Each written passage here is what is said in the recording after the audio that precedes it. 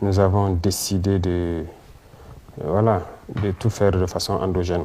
Même l'économie, si vous suivez l'actualité, vous comprendrez que quand on met en place l'APEC, par exemple, c'est pour nous financer nous-mêmes notre propre économie. La défense aussi, c'est pareil. Vous allez jusqu'aux ressources naturelles, on veut l'exploiter nous-mêmes. On ne veut pas continuer à laisser dilapider les ressources, il faut que ça profite aux Burkinabés.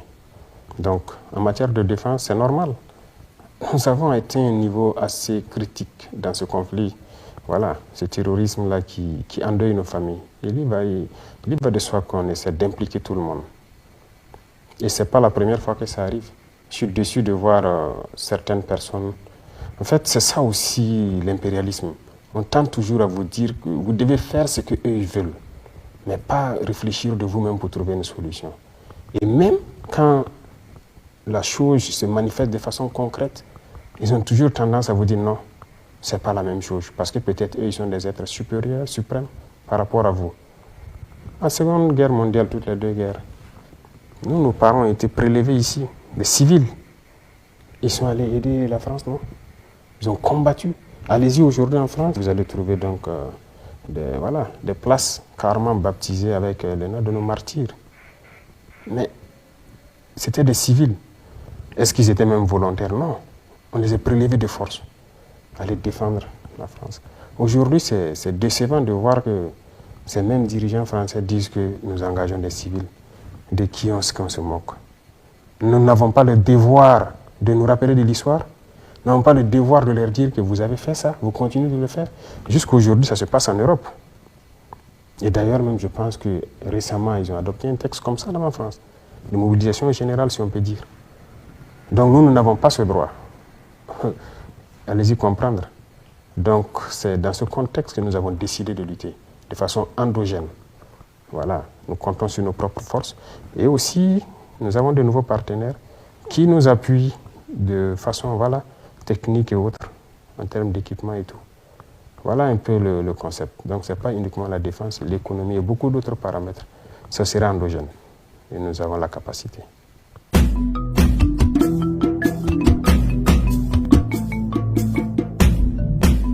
L'expression. Eux, ils ont fermé des radios aussi, non?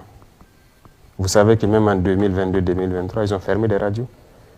Donc la liberté d'expression doit s'imposer chez nous, ça ne doit pas s'imposer sur eux. Et là, il y a problème. Ou bien nous ne sommes pas des êtres au même titre. Donc là, il y a un problème. Lorsqu'ils ont jugé que les radios ne sont pas bien pour eux, ils ont fermé. Mais ici, les radios qui font des propagandes, qui cherchent à donner plus d'aura à l'ennemi, à faire amplifier le conflit et tout, nous allons fermer. Ce n'est pas seulement occidental, même les radios locales qui s'alignent dans le sens de l'impérialisme, on va fermer. Il n'y aura pas de sentiment sur ce volet. Parce que tout ce qu'ils divulguent, la propagande qu'ils font, ça tend à chaque fois donner en fait, une autre vision du conflit, ensuite à amplifier le conflit, à donner une autre idée du conflit, c'est-à-dire ils veulent changer la mentalité de nos peuples en fait. Tout ce qu'il dit, c'est dans ce sens. Écoutez très bien actuellement les événements qui se passent. Lorsqu'ils prennent la parole, ces journalistes-là, c'est partisan. Voilà, donc nous n'allons pas accepter cela. Nous sommes en guerre et en guerre, il y a une communication à faire. Aujourd'hui, quand vous regardez les conflits dans le monde, lorsqu'ils commandent, vous savez quel parti ils ont pris. Mais nous avons aussi ce droit. Et donc, nous voulons des gens qui vont communiquer, qui vont encourager nos forces, qui vont encourager le peuple qui est très résilient là, à maintenir la pression, à tenir bon et pour qu'on y arrive. Tous ceux qui viendront, qui seront dans le sens contraire, on ne va pas accepter.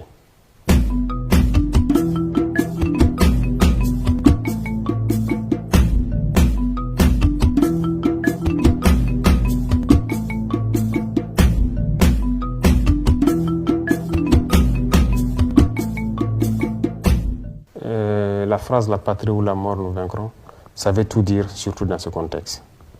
Et il faut retenir que le camarade président Thomas Sankara, il a mené une lutte pour la liberté, une lutte en faveur de tous les peuples opprimés, une lutte en faveur de l'Afrique. Oui, nous menons les mêmes combats, ça oui. Plusieurs idées déjà développées par le capitaine Thomas Sankara, sont d'actualité aujourd'hui, qu'on le veuille ou pas. Je vous disais tout de suite que vous savez que sur la révolution, le Burkina, on mangeait à notre faim, on exportait. Oui, les haricots verts, la pomme de terre, les céréales et tout, tout le monde mangeait à sa faim. On exportait. L'armée se portait très bien, on était bien équipé.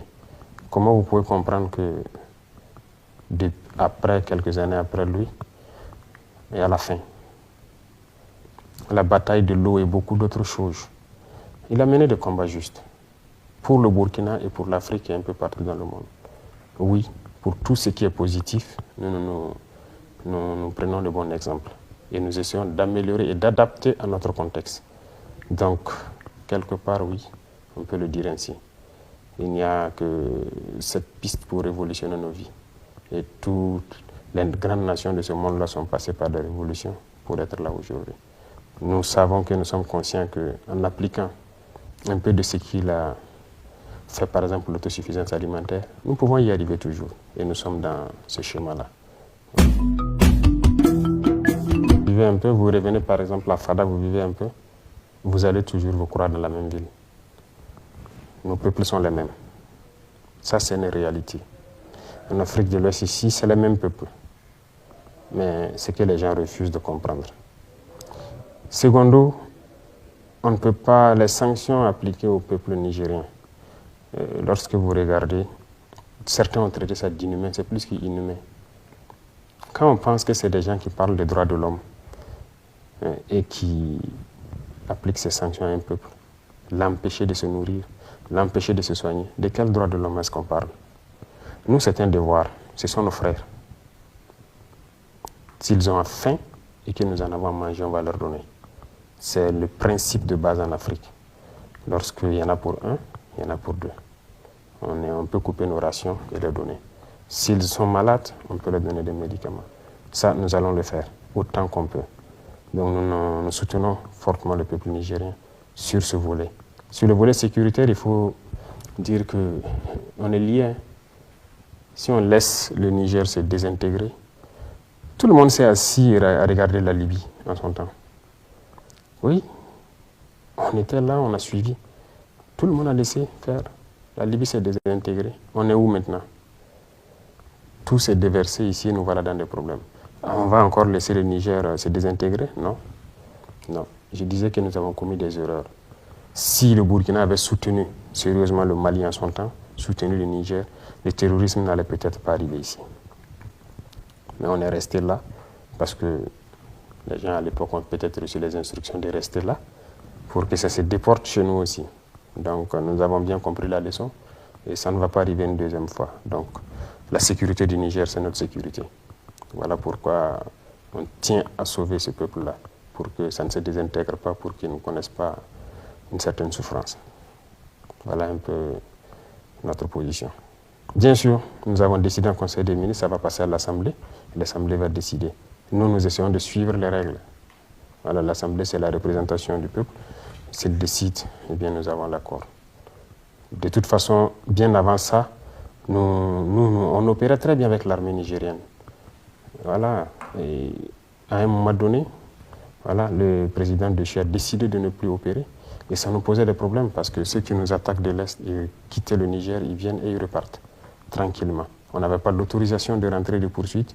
On peut les observer depuis nos avions, ils repartent tranquillement. Là, il y avait problème. Mais là, aujourd'hui, déjà, avec voilà, ceux qui sont en place, lorsqu'ils attaquent, ils rentrent, on frappe, on rentre. Voilà, donc il y a cette possibilité déjà. Donc c'est déjà très bien.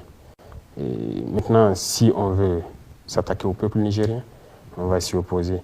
Et ceux-là qui sont là à s'exciter, vous savez bien qu'ils n'ont même pas consulté leur assemblée.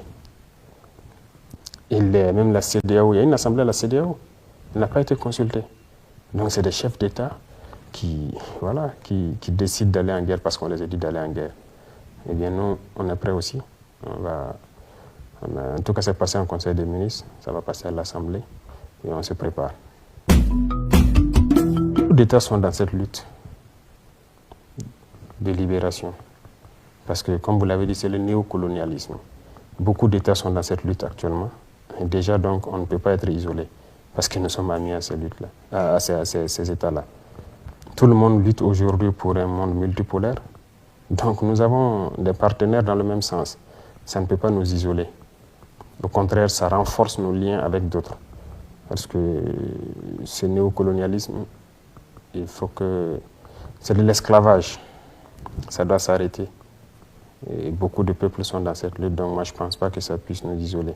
Et d'ailleurs, comme je dis, à l'intérieur, nous avons des capacités, nous avons des potentialités, nous avons beaucoup de choses que nous pouvons développer nous-mêmes. Il y a des États qui ont été isolés, mais quand vous êtes isolé, vous n'avez pas le choix, vous êtes obligé de tout développer. Nous en sommes capables aussi, donc on ne craint pas trop.